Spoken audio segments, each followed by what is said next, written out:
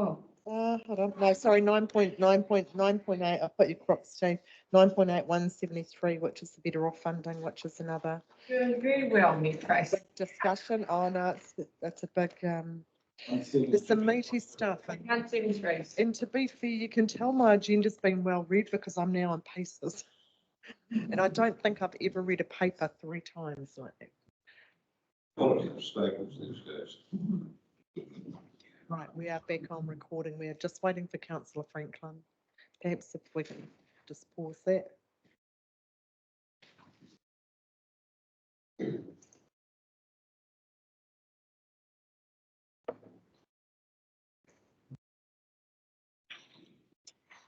Thank you, councillors. Right, item 9.8, the redirection of Three Waters Better Off support grant funding, page 173, and Adele's going to lead that for us. Your money to go, yeah.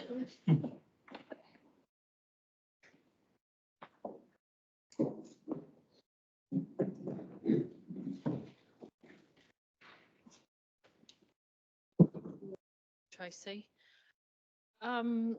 So following confirmation from Department of Internal Affairs that we were able to pivot any unspent Better Off support funding allocation, this paper comes to you to confirm it's not to rescind a previous resolution on how those monies are spent, it's to overlay another resolution to pivot the unspent funds that are in the PARS allocation and the Parks and Reserves allocation into Better Off support or water related activities. You'll see that our recommendation is that we pivot some of that money and retain $50,000 for a previous resolution of council to support the skate park with the DMCI initiative, and to retain an extra $200,000 for implementing actions or aspects of the PARS strategy. Or there is also an option for council to not do that interchange. So I'll leave the report as read and wait for your feedback and comments. Thank you, councillors. If I could just remind you that if we can keep the conversations around PARS to PARS and the Dennyburg skate park separate, and I will remove Councillor Peter Weber from the room for that conversation. Councillors. Councillor Peter Weber. I'll just speak first, it's just in case I have to leave the room. So I am definitely in support of transferring some of that money to our infrastructure because it's going to take the less burden off our ratepayers in the future. But I would still like to, so I'm in support of 1.3 of the recommendation, that we still leave a little bit there for the PARS strategy because there's a lot of projects in there for our whole community. Thank you. Thank you, Councillor Gilmore. Councillor Sutherland. Thanks very much, Mayor and Tracy. I absolutely am in support of diverting the money into the waters, knowing the water situation that we are in. My preference, however, would be to transfer as much as we possibly can directly into waters, knowing that anything that we don't transfer in will have to be rate funded anyhow. So it's kind of semantics a little bit with that. I do appreciate that there has been an amount of money, $50,000, which has been suggested to go to a group that has been not passed but endorsed, I believe, by council. So I'm comfortable with holding the 50,000 back. I think when the time comes for a motion, just to foreshadow, I think I'll be seeking to amend 1.3 to be exactly the same, except for the amount at the bottom being 50,000 instead of 250,000. Come back to that. I'll come back to your motion a little bit later. Councillor Sutherland, then Councillor Long. Thanks, Mayor Tracy. We have discussed this a little bit previously, but I'm reasonably well in favour of the motion actually.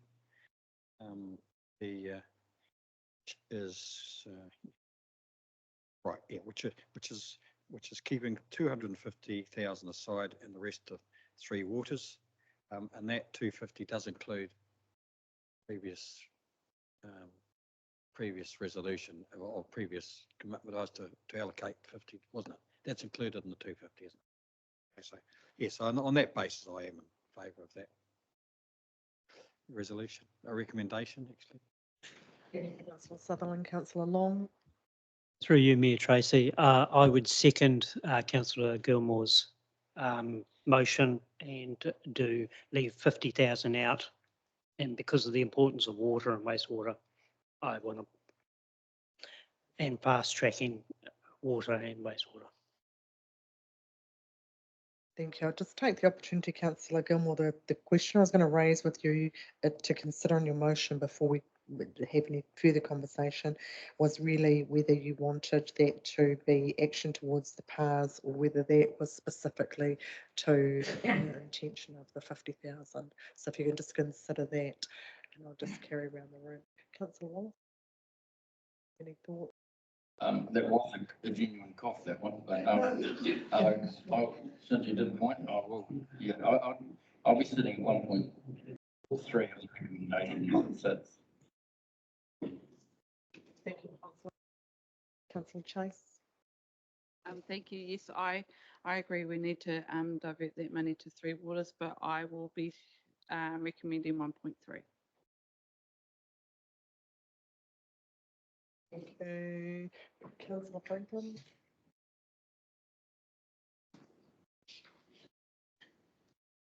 It's a really difficult one. I'm really in favour of what they're doing here in town for the skate park, absolutely. I honestly can't make a decision on that. I just don't feel comfortable. I feel, you know how I feel about the whole change anyway, even though I know how important it is. I just don't want to not show my support to any bit more. Is that okay? Abstain? We haven't got a motion to vote on yet, but just going around the room and ensuring everyone hears their voice. Councillor Johns. I'm in support of the recommendation.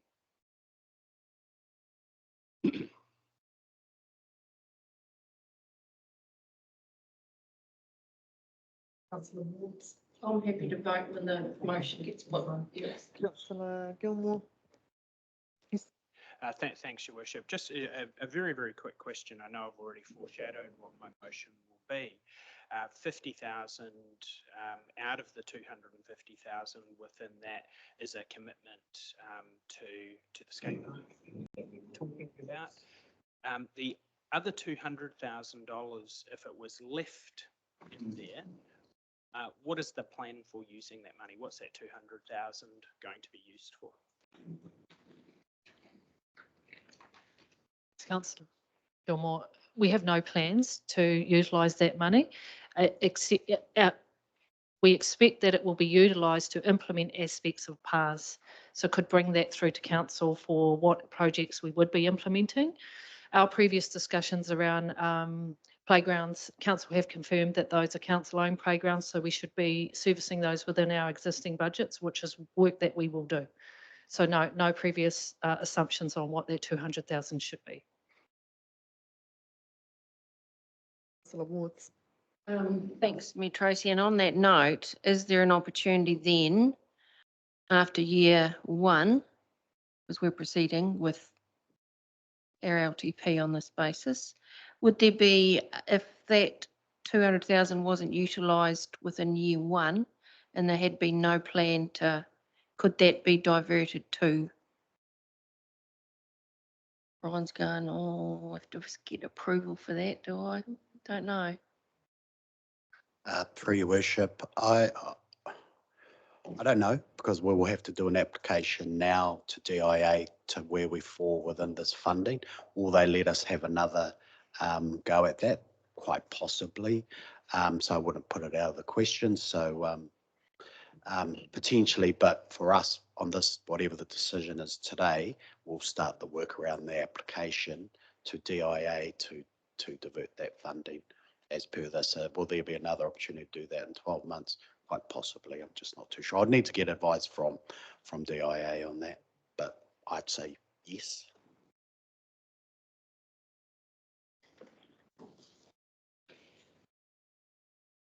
Councillor Gilmore, did you wish to put a motion forward? Thanks, Your Worship. I think I can count. So what I perhaps suggest that we do is, if someone wants to move the original motion, I can choose whether I vote for it. So Councillor Wallace is moving the recommendation 1.1 and 1.3 that the Tararua District Council approve the application for a portion of the unspent Better Off funding projects to be redirected to support the transition to local water done well, with the balance remaining allocated to a previously approved Better Off grant fund project as follows.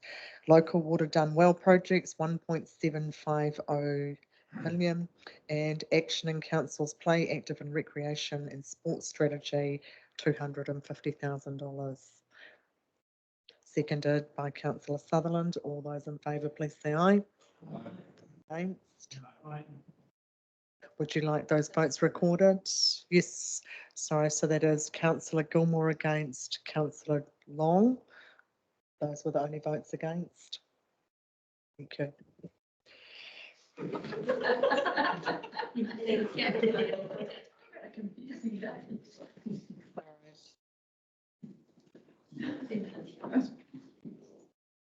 Right, thank you. And look, that is the tough decisions that we are being asked to make, where it is the things that are nice to have, the things that we want to do, and the things that we must do.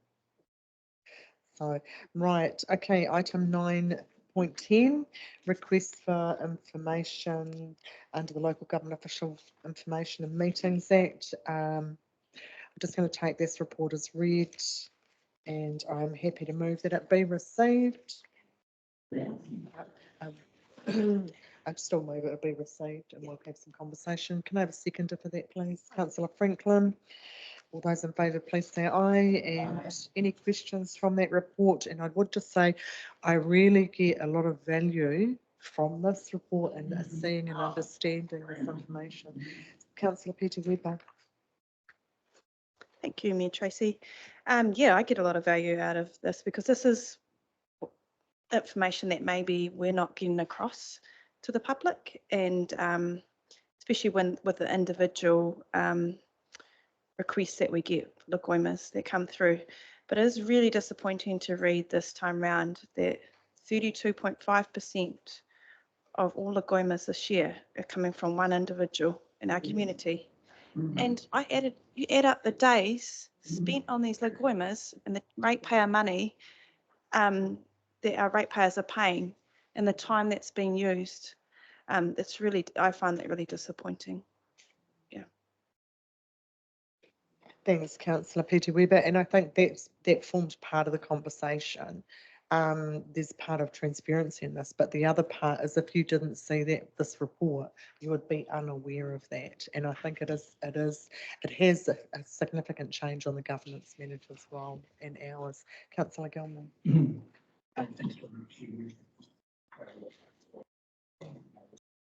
It's a incredibly valuable. Very much looking forward to the proactive release, which has been discussed in the report. I also want to reflect on the 32.5%. That is an extremely high number. Well, I thought so anyway. Perhaps it's not across local government. I noticed that there is the ability to charge for excessive amounts of time, and that a process is being started to do that. Very much appreciate that that's operational, but would highly encourage staff to expedite that.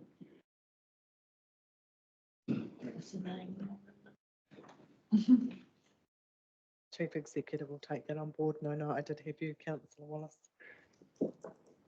So I'm going to big hand. Yeah, through you, Mayor Tracy. What is the legal requirement as we sit with this type of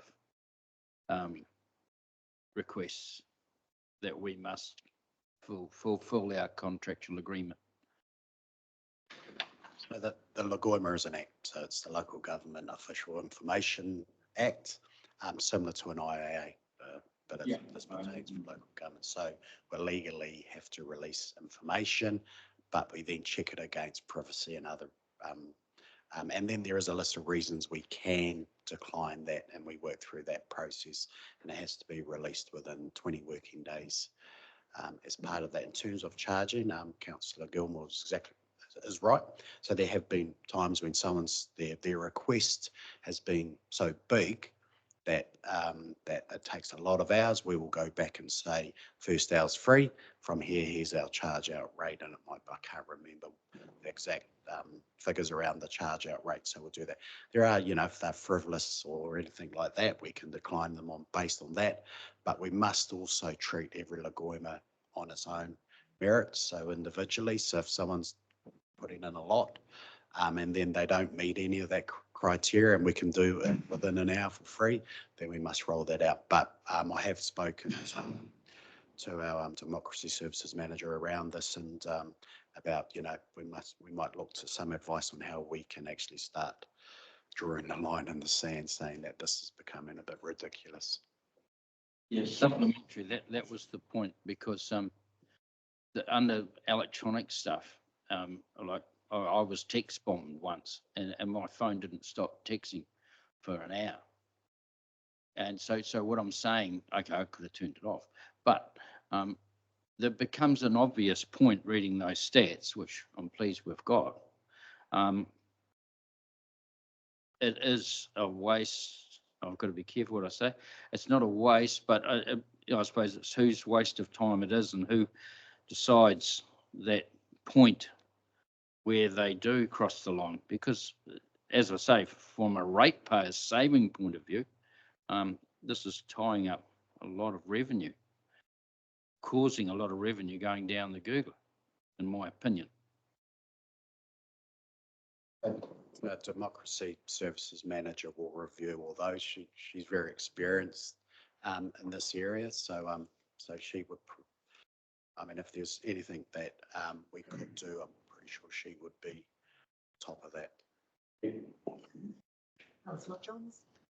Tracy, is there anything in the Act that addresses that issue? It's a bit like vexatious litigants in court, and the court can just refuse to accept any further litigation.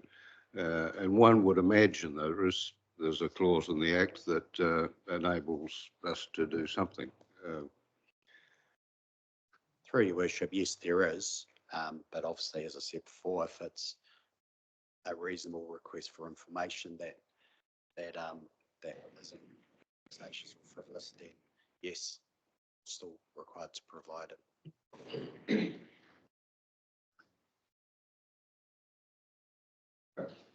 However, 32% of all requests are from the same person. That suggests something more than just a genuine request for information, in my thinking.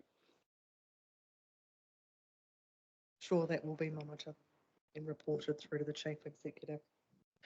Okay, thank you, councillors. Right, we'll just move on, if I can, to portfolio reports. Now, I know Councillor Franklin, you have a couple of portfolio reports to share. Thank you, Your Worship. Yes, I do. So last week I attended the passenger transport meeting over at Horizons Regional Council, and I'm really proud to say we're finally on the map. It was a really a result actually of the phenomenal response of submissions from this district to their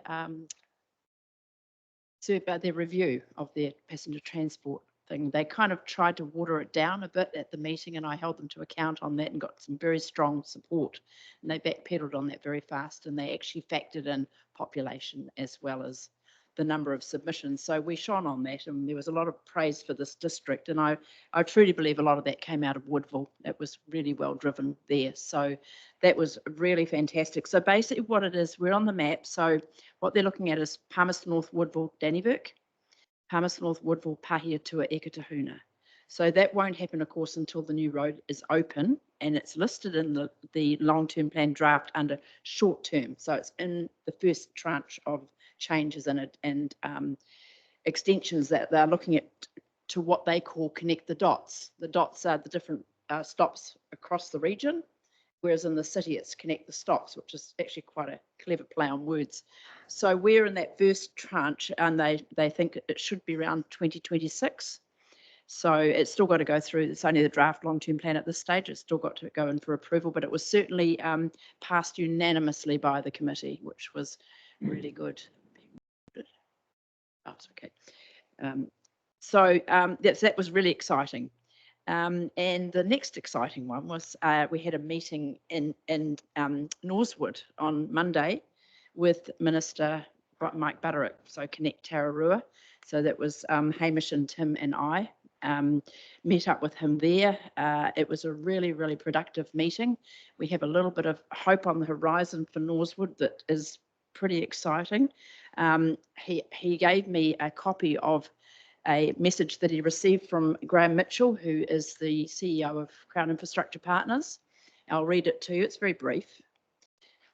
I have further discussed this with my wider team, so apologies for the delay in getting back to you. They are also aware of the strong demand and local advocacy from the community and have been working with Spark and the Rural Connectivity Group on options for the area. CIP has now approved to add Norsewood as a possible candidate to be included in the next tranche of RCG towers to be built. Now, we were told that was the end. We weren't getting any more rural connectivity towers, but that has changed. The RCG will be asked to get a business case together, and from there, CIP will evaluate it and see if it can be added to the build program. While it's not 100% definite at this stage, it certainly is a positive step, and I'll be in touch once I have more information. So that was the most exciting news for Phil. Oh, Phil was Phil. Yeah, of course, Phil was there. Sorry, I have to tell you too. We insisted that Mike pay with his EFTPOS card. Oh, bless. And it was brilliant because he was standing in a queue of people who were also trying to use their EFTPOS cards, and they failed and failed. And I think the thing that really got through to him was being able to tell him that actually Trish doesn't actually know whether all the revenue that goes through that EFTPOS machine is actually going into the bank, because it drops out and fails so often. They move on to the next one. They might have realised that it actually failed. So it's an absolute nightmare for them. What the decisions were based on in the past was they referred to Norsewood as being a village of 350 people, but failed to factor in that 30,000 vehicles pass through that highway every day on average. And so when the Spark Tower was set fire, they set fire to the Spark Tower just south of Norsewood. Spark had already sold their infrastructure on to TowerCo. They didn't want to know about it, the fact that it's their widgets and their technology on the tower that was damaged. They did partially fix it, but it never restored Norsewood to what they actually finally had for the first time. So that was pretty exciting for them. So Spark have actually come back further around as well, and they're now looking at the site that Connect Tararua has found for them for a tower at Norsewood. So they're looking at that as well. So it was a really, really enthusiastic meeting, and Mike, I'm really convinced, will get behind us on this. He is very aware of how supportive Kieran McAnulty has been, and very praiseworthy of that as well. So it was a pretty darn good meeting. We left on a pretty upbeat. I'll be thrilled.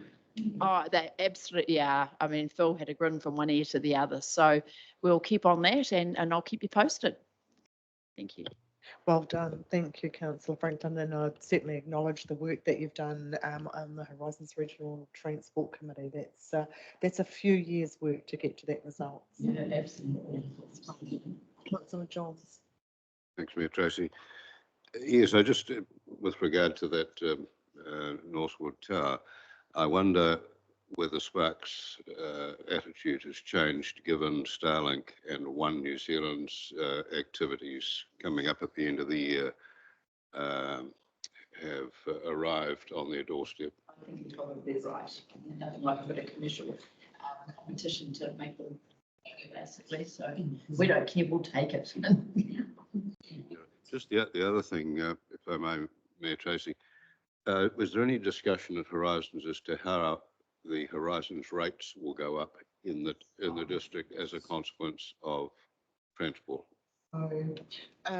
Thanks, Councillor Johns, and the Chief Executive has just sent some consultation work out, and the Horizons Regional Council rates is something that we do need to take a heavy consideration in, and I am sort of planning some comms around that because they have changed the way they rate, and we certainly need our rural people especially to understand the impacts for that and make sure that they get that consultation and feedback on that. So that's not just passenger transport, but also that around that. Councillor Franklin. Can I just add to that too? Because really, if they really get the end result of what they're really looking for is to be able to get through to Masterton so people can get to the train to get to Wellington. It's to get to Wanganui and eventually up into Taranaki, is to spread that line out as far as they can so we can connect into other regions as apart from opposed to just being in our own region. So that's pretty exciting. But like you say, it's going to impact on rates. There's no question about that. Interesting too to note that they did a survey in Ekatahuna and the people there wanted Palmerston North route as opposed to Masterton, which I thought was interesting. But I did say that perhaps that could sit around the hospital, the fact that we sit under Mid-Central in that capacity. So that's possibly why it's of greater benefit to them. So yeah, no, it's a good step forward. But like we say, we'll have to monitor that, how that pans out. And I haven't had a chance to read that. Councillor Petty-Weber and then Councillor Wallace. Thank you, Worship. A couple of Tuesdays ago, I just thought I should report on Te Marauta, the Māori local government arm of council's online conference they had. It was about 4 or 5 hours. It was all part of the elections as well for each area representatives and stuff. One thing that did shine through, which I guess a lot of people would have read it already, is I'll just read it off my thing, is the repeal of the Māori wards with the new government. And this could decease Māori representation in local government decision making. So that was like probably top of the list topic that day. So when I came onto council, I went to the first conference on the marae in Taranaki, and there was about 30 or 40 of us, and each year that I've attended, it keeps growing and growing and growing, and I'm sure Niama's they probably had over 100 at conference last year. Yeah, so this is at front of mind for that we're going to go back to quite an unfair and undemocratic system. Yeah, so it is quite sad. So I thought I'd just report on that. That's definitely shone through. Thanks, Councillor Petty-Weber, and Councillor Chase has sent me an email in regards to that. Yeah, looking for our support. So we'll work on that. Councillor Wallace. Yeah, thank you, Mayor Tracy. Yeah, I had an unofficial meeting at Norton. I didn't know about the other one, but it was quite good, and I must congratulate, going back to, they're very, very positive out there now with the work that was been going on, and also the understanding of the hurdles which are in front of us, i.e. your television presentation. And once they come on board and they see the journey that we're trying to navigate down that road, they're very, very appreciative of the effort that we're trying going forward. And on the other comment, I agree with what Pete was saying. The other day I was listening to the person that actually owns that company. I think he's the richest man in the world, 600 billion. But as somebody said to him, we paid 3 billion in tax. But as everyone thinks, that person started the other global low orbiting satellites. He said, no, and same with his cars. He said, it's not just a car, it's to ignite everyone's line of thought. And now we have multiple cars. He says, that's what was my goal. And it's the same with low orbitings. And this is why the monopolies of the past, and I'll take a quote from a book I must give you if you want to read it. It's called The Road Ahead by Bill Gates. He said, the people that control the communication devices of the world will control the world and they will regulate its growth. So with that thought, I'm really happy that indirectly, you know, all the hard work that you've put in the past has actually been worth it because you haven't gone away, Alison, and it's really good that work that's going. And now this little bump along, it's going to work, and the people of Northwood and our greater district will all benefit from it. Thanks, Councillor Wallace. Are there any other portfolio reports around? Councillor Johns? Yeah, Tracy, it's not a portfolio report, but I can probably just add a little bit to what Steve has said. I think as of tomorrow, and correct me if I'm wrong, Brian, the agreement will be signed between council and Starlink, or Cello New Zealand, who is the contractor for Starlink, to build this gateway just south of Woodville. If that's unofficial, probably keep it under your hat. Well, oh, we're still on. It's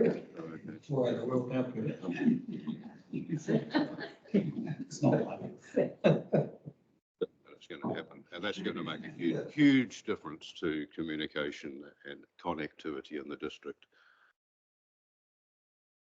Right. Thanks, Councillor Johns, for that. Thank you, councillors. It's been, you know, there's been some tough calls this afternoon, and it's good to see the smiles on people's faces, but also the passion and truthfulness that we've all spoken. Councillor Johns. Just one thing. Is the media not allowed to attend these meetings any longer? I mean, today we've had made some major decisions. They watch online, and also being a short week, it'll be a deadline week for them, so they'll have a look at the agenda and they'll go back and they'll watch it. Yeah. So that's what I'm noticing happening. Yeah. So they do, however, miss some of the public forum parts. Right, just under mayoral matters, councillors, and I know Councillor Wards, you did acknowledge Adele in the strategy planning and policy agenda, and I just really wanted to acknowledge you formally as your last full council meeting. You head off to a new and exciting role. But just to congratulate you on the role that you have done, what you have brought to this district, and the legacy that you've left in weaving the wellbeing through our district strategy and through the long-term plan. I think you've left a long legacy that won't be undone, and we've really valued your input and very, very grateful for what you have done. But I just thought I would share a whakataaki that spoke to me when I think of you. Ia hāte kai o te rangatira, he kōrero, he kōrero. What is the food of the leader? It is knowledge, it is communication. And we're very grateful for what you've left us.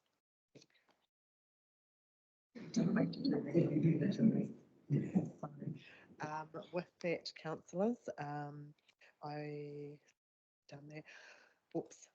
I will have a small token for you of our appreciation from councillors given us, and it's just as well you live locally. That way we don't. Hopefully you'll take out gratitude to what for the.